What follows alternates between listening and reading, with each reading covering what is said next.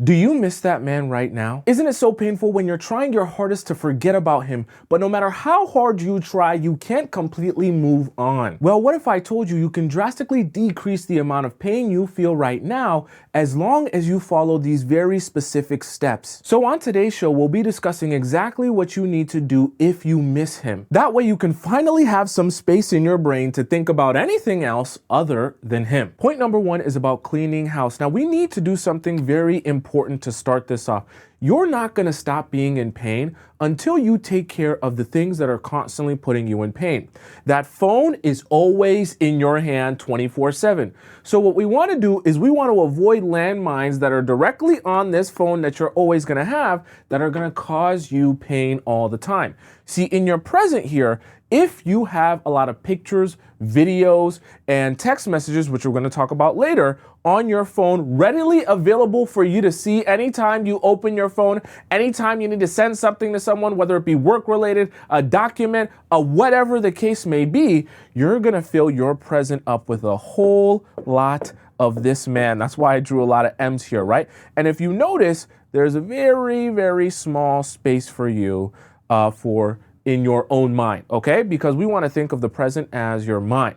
Now, these other buckets here are also going to be affected if you don't get rid of these pictures and videos. Why? Because, see, now, when we think about your future and what you want for your future, all of this M here is the man. Because when you're missing him so deeply, and the moment you check your phone, which is on a daily basis, you're coming across what I consider these landmines of these pictures and videos of memories with him and moments with him and dates with him and laughs with him and all this other stuff, even your, intimate videos that you guys shot together and made a movie together.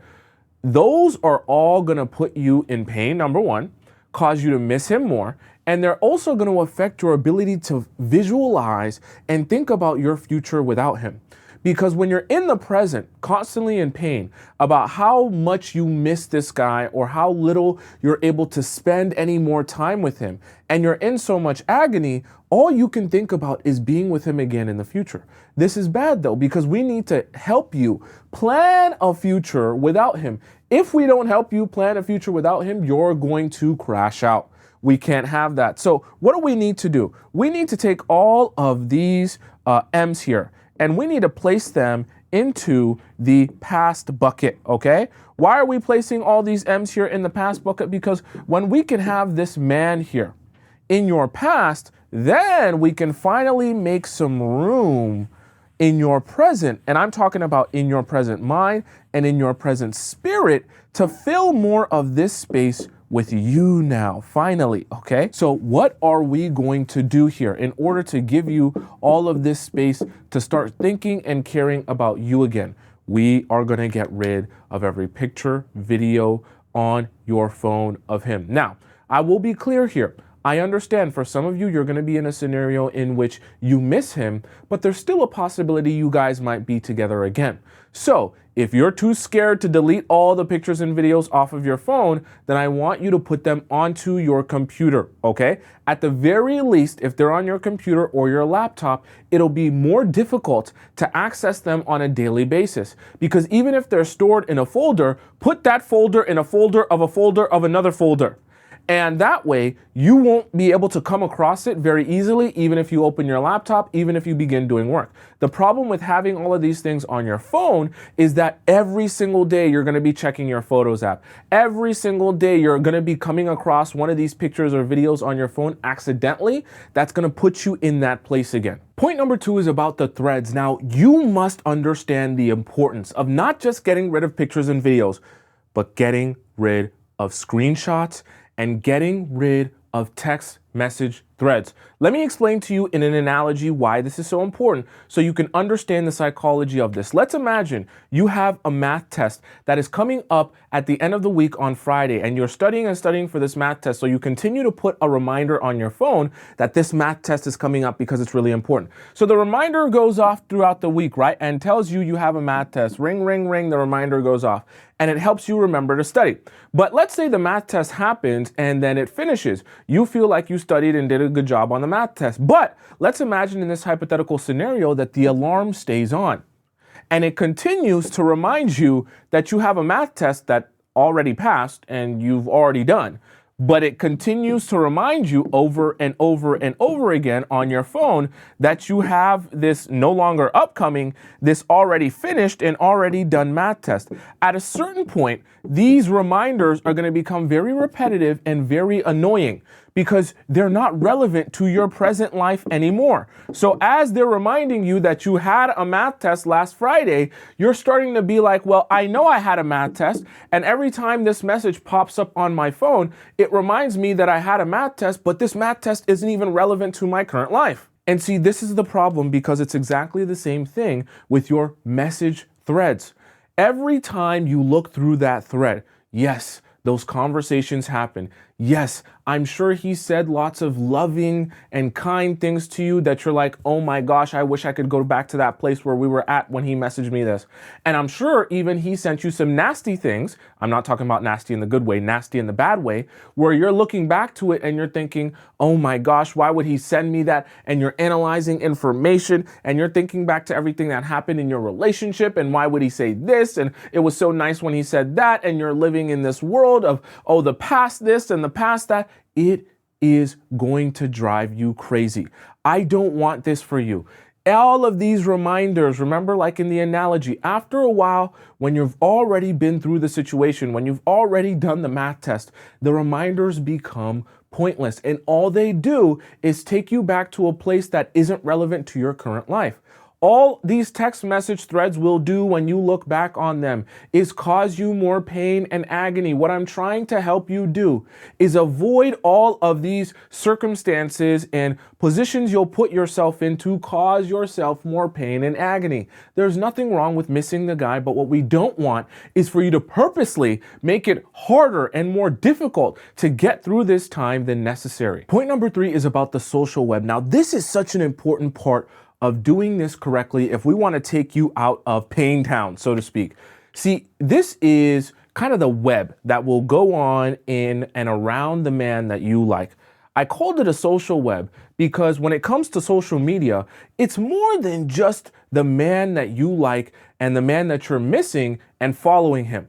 Because a lot of times, especially when you begin to build a real friendship and bond and romantic relationship with a guy, you end up meeting people in his outer and inner circle outside of just him. And even in some scenarios, you might be following or at least know the Instagram profiles or social media profiles of those people in the inner circle. And so around this man, you create like this web of other people connected to him that you know deep down in your heart, if you really wanted to find out some information on him, you would go to these people to find out what he's doing, where he's at, and who he's with. This is bad, and we must address this if we're gonna stop you from feeling all of this pain. We wanna make sure that not only do we take care of these friends, cousins, sisters, brothers, family members, associates, and coworkers, but we also make sure that we, whether it be unfollow them, whether it be block them, whether it be mute them on social media in order to address them appropriately for your specific situation so that we can make sure that not only are we allowing ourselves to work through the pain of not being with this man or not having him in our lives, but on an ongoing basis, we're not continuously triggered by one of these people in the inner circle, in this social web. Because the problem is, as you miss this guy, and as you're trying to work through your feelings and emotions because it's already so painful to not have him in your life, you're going to come across these people who will post him, who will talk about him, who will reference him, who will tag him, and it'll bring you back to that place of agony where you might make a mistake by messaging him, by calling him, by reaching out in some way, shape, or form, or just put yourself in more pain where it doesn't allow you to do what you should be doing, which is focusing and thinking about you and your own life, not focusing and stressing and agonizing about him, especially when he's no longer in your life. Point number 4 is about the routine. Now we have to figure out, very importantly, how do we create a daily, especially the days that you're accustomed to being with him, a routine out of those days that doesn't consist of being with him? Because what will happen is you miss him, right? But also you have to remember, what were you doing before you missed him? Hanging out with him. What did your days look like when you were hanging out with him? Especially your free days, i.e. your weekends. Your Saturday probably looks something like this. You go to the gym in the morning, maybe you get something nice to eat, a nice little brunchy brunch. And then you hang out with him, or you're getting ready to hang out with him for the afternoon or the evening. And then the afternoon and the evening, maybe you guys go out to dinner, maybe you guys stay in and watch Netflix, maybe you guys just go to the park, and then you end up sleeping over at his place. There's nothing wrong with that, except now that he's not in your life, and now that you're missing him, all of this time that was allocated to him is no longer going to be doing that at the very least. So now you've just come across a whole bunch of free time. And especially if you've built a routine out of hanging out with him, not just on Saturday, but on Sunday and on other days throughout the week, now you have all of these different blocks of time that have randomly become available to you. This is very bad and very dangerous, because if you don't address these blocks of time, it'll make it even more agonizing, the fact that he's not in your life. Because now you'll feel like, not only is he not in my life and I miss him, but my life is so boring now. I'm so lonely. I have nothing to do. I have nowhere to go. I don't know who to hang out with. Why? Because you're not addressing something very important, which is understanding when someone leaves your life, especially someone that you've been spending a lot of time with. You have to now restructure and redirect your energy to figure out how you're going to address these blocks of time that have become available to you. Because if you don't, the first thing you're going to do when you're bored, or when you're lonely, or when you're agonizing because you're laying in bed with nothing to do on a Saturday night, is you're going to call him up, or you're going to text him, because you can't bear the pain of having absolutely nothing to do and being this monumentally bored. I don't want that for you. You cannot go backwards. We need you to figure out how you're going to spend this time. So whether that means, okay, now on these days here, instead of just eating, maybe instead of eating by yourself, you're going to brunch, right? Okay. Maybe that means instead of hanging out with him on Saturday, you're going to a museum. Maybe instead of sleeping over at his place, you're having a nice little bubble bath, right? For yourself. And all of these things you actually need to plan out ahead of time. So now you're going to start having to become proactive with your weekend schedule, with your free day availability, planning out with your girlfriends, planning out with your siblings if you like to hang out with them, or your family members ahead of time. What am I going to spend that day or this weekend doing? It doesn't have to be the same thing every weekend, but be very proactive. Don't let yourself get to the weekend and then you're sitting there saying, I'm so bored. I don't know what to do. Even if that means you plan for yourself to stay in and read a book. Even if that means for yourself, you plan to stay in and watch Netflix. Let that be your plan. Let that be your expectation of how you're going to spend that time. Don't just allow yourself to be there, existing, waiting for something to hit you in the face that is fun and interesting. That is a trap. Point number 5 is about memories. This is a grave mistake to make. See, when you start building a connection with someone and bonding with someone, you're going to share a lot of memories, i.e., for example, songs. You and this man will share songs together that you discover with each other, that make you think about each other, that you listen to while you're together. That's great. That's awesome. The problem is these songs now become an example or representation of the love that you guys have together or for each other. So your connection to this song, right, makes you feel love towards this song, but also it reminds you of the love that you have towards this guy, right? Both of you will feel this. The problem with this triangle is that anytime now you listen to this song, you're going to be reminded of the love and the connection that you guys share. So what do you need to do? We need to stop trapping ourselves by listening to all of the trigger songs that create these trigger memories of trigger situations and circumstances, like, you know, the song that played that one night where we were sitting in the car and having our deepest conversation, and I cried my eyes out and you cried your eyes out, and we were overlooking the mountaintop and the stars were glistening. We cannot do that to you, especially in this scenario. If you already miss him, The point of this is not to not think about him or just suppress your emotions, but we don't want to put you in more agonizing pain. As soon as you listen to that song again, that reminds you of those moments, you're going to be in a lot of agonizing pain. And what's the number one thing you're going to do when you're in agonizing pain? You're going to be inclined to reach out to him when you know you shouldn't be. Number 6 is about locations. This is another easy one to fall into the trap of doing. When you go somewhere with someone who you spent a lot of time with and you built a connection and a bond with, there will start to become a lot of memories that you build with that person in that location. For example, let's say you and a guy really enjoyed going to a particular park. If you enjoyed going to that particular park together, let's say on different nights you guys had heart-to-hearts, on different nights you guys, looked up at the stars, on different nights you cried together, on different nights you were just so close together, on different nights you cuddled, on different nights you made out and you kissed, and all of these different memories happen at this particular park. The problem is though, now that you miss him because he's not in your life. And now that he's not in your life, you go back to that park, and instead of it being filled with joy and awesomeness and amazingness and love and romance, it feels very empty. Why does it feel very empty? Because you're going somewhere that you shared a lot of memories with one particular person. And all of those memories, right, remind you of the fact that you don't have that person anymore. So once again, very similar to music, you've now set yourself up in a trap where you are purposely putting yourself in agony and pain, where you're reminded of how amazing it was to be with that guy and everything that you went through with that guy. And now you're heartbroken, okay? Let me draw a broken heart here, right? You're heartbroken.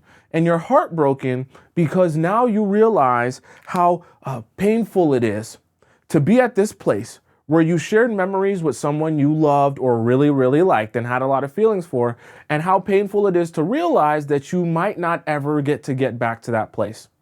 And in this place where you shared a lot of memories is where you're going to feel the biggest void, because it's somewhere where you've come to expect the feeling of being with that particular person. The smells remind you of being with that person and being in those moments.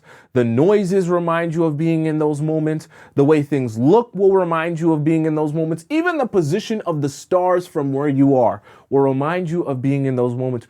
We don't need to put you in any more agonizing pain when we already know that you miss him. Point number 7 is about letting him. We have to remember your train is moving in one direction, which is forward, and in a positive direction towards the best version of you. That is your desired destination. Understanding that you miss him is perfectly fine. I don't want you or need you to suppress your emotions.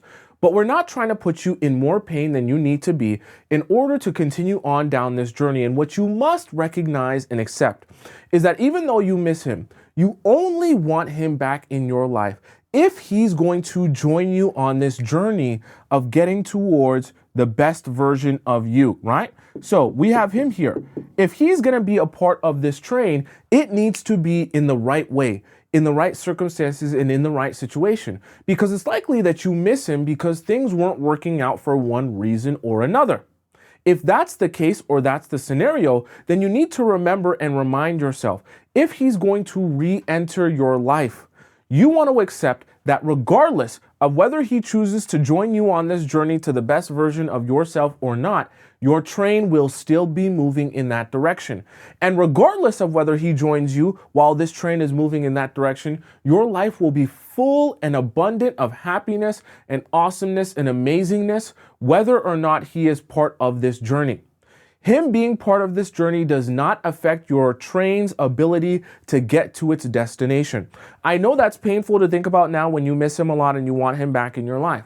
But I want you to adopt that mentality, because that abundance mindset is what's going to carry you through each and every day, especially those days that become very painful and the days that you miss him a lot, like probably today. And what it's also going to do is it's going to allow you, when you do finally start living your life, to live your life in a way where you're attracting good things to you. The problem with missing him so much that you're in so much agonizing pain is you'll never be able to have that level of spiritual attractiveness that is attracting both good situations to you, good people to you, and good circumstances to you. So we need to reshape your thinking about what is happening here and the fact that you're going to allow him to show back up into your life if he chooses to, and if it's in the right scenario and situation that will continue to allow you to pursue the best version of yourself while not having to compromise your happiness at all.